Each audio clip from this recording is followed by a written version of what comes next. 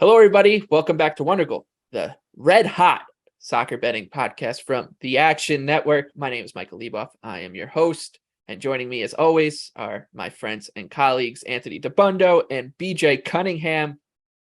10 more Premier League games to talk to, then we'll jump around Europe, pick out our best bets in the other major leagues, give out our favorite underdogs and our best bet in the Premier League. But there's only one place to start: a relegation six-pointer between Manchester United and Liverpool, Monday Night Football, 3 p.m. at Old Trafford, the Theatre of Dreams.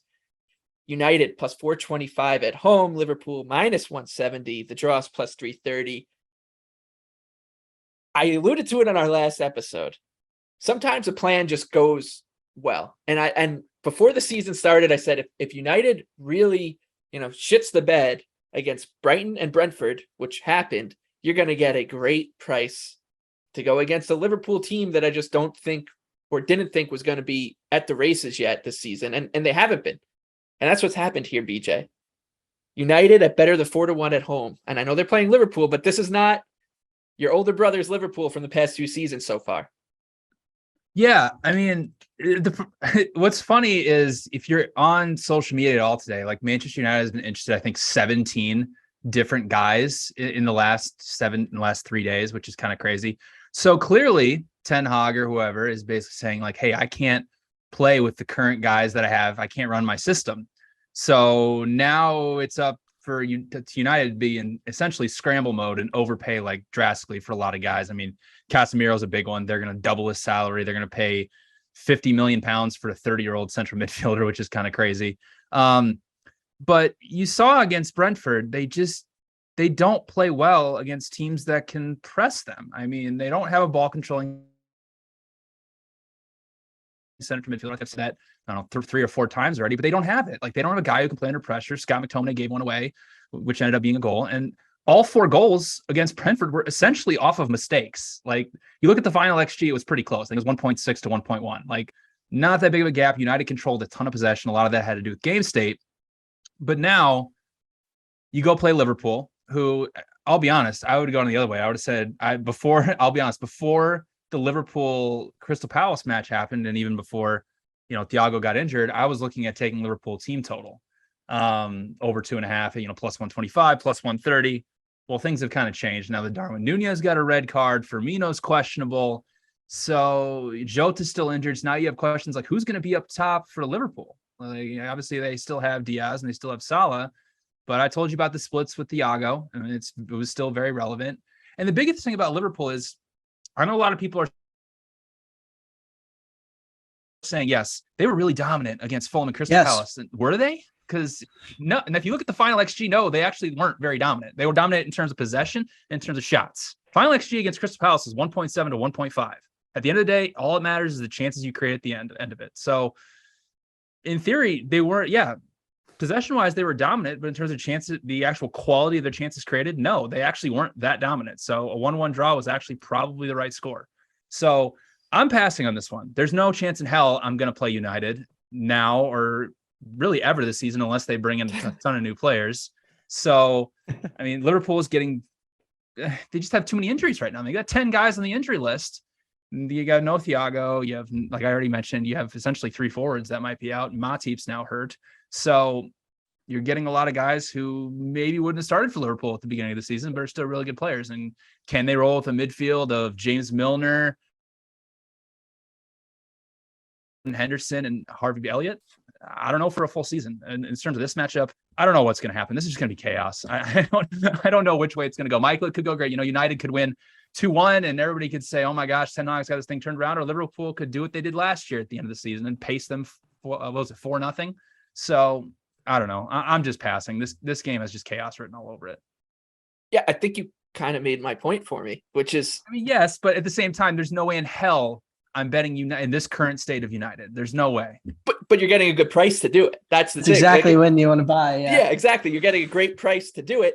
And you said something about their midfield, right? Like, what has everyone been saying about the United problem? The heart of their issues is that they don't have a midfield. Well, Liverpool doesn't have one right now either. So that significant weakness for United is kind of muted. Like, they're not going up against Thiago, right? They're going to be going up against James Milner.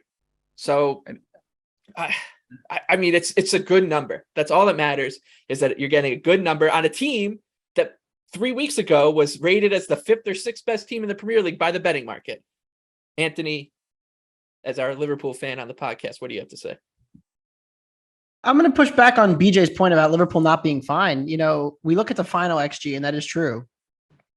Crystal Palace, did end up creating 1.5 expected goals. A good amount of that came late after the red card. Liverpool played 149 minutes at full strength this year. They've created 2.61 expected goals per 90. That is the most in the Prem. Against Fulham, against the newly promoted team at Crystal Palace, though. Well, yeah. Let's not say the sky is falling. I mean, they're plus 1.32 XG difference per 90 when they've played teams at full strength. And yes, that's still Fulham and Palace, and they're not, two top teams, even though I think we're all high on Palace. And then we're pretty impressed by the performance. I think we're having a very different conversation if Liverpool just scores first and wins the game. We're saying, they had a weird result on opening day and they took care of business at home against Palace, and they were totally dominant. And now I will agree with BJ's point about the defense. And this is something that I've talked about on this pod since we started it. And it feels like maybe we're finally getting some of it, but the defense is a little bit vulnerable without Thiago in the lineup. When they do play Nunez, he doesn't do the kind of defensive work that their forwards of the past, like Firmino, have done. And without, a capable center back next to Virgil van Dijk, when they're required to start Nat Phillips, that's a big weakness. We've talked about Trent's defensive vulnerabilities. Harvey Elliott playing, he doesn't do much defensive work for a midfielder. He's much more of an attacking midfielder. So I think there's absolutely truth to the fact that Liverpool in its current state is going to be much weaker defensively than the numbers we saw them put up last year. And of course, they've already conceded 3 goals. So I think I buy that, but I'm not buying that Liverpool's attack is going to be any worse. Now, in this matchup, especially, I am passing because, again, BJ mentioned too many injuries. I would lean toward United at the current number based on my numbers, which is insane because of how much, I've looked to bet against United in the first 2 weeks. But I think now would be the time, if you were going to buy United, it's the time to get in. But again, I'm going to pass. Yeah. So real quick on that, I'm not saying that Liverpool, like the sky is falling, they were to fall out of the top 4. I'm saying that the sky is falling as they're nowhere close to Man City right now at their current state. And this might be a runaway for City. I mean, and in terms of projection, I'm with you. I have Liverpool at minus 192, United at plus 509. So, I mean, it's a pass. I'm pretty close to the market. Yeah, we're pretty close to what the market has. So, and especially you factor in all the injuries for Liverpool. So, wouldn't hate to look at maybe an over at a high price. Might be a look here.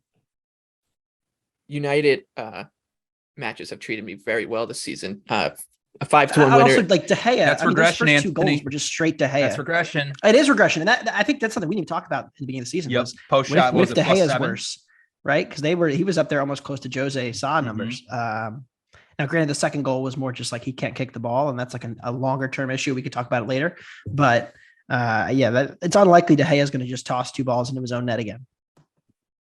Yeah, it sounds like everybody here is in agreement that United is the way. You guys are just not brave enough to do it. Like, there's a lot of bigs here that are telling you that the price is too high. Anyways, that's enough on this relegation 6-pointer.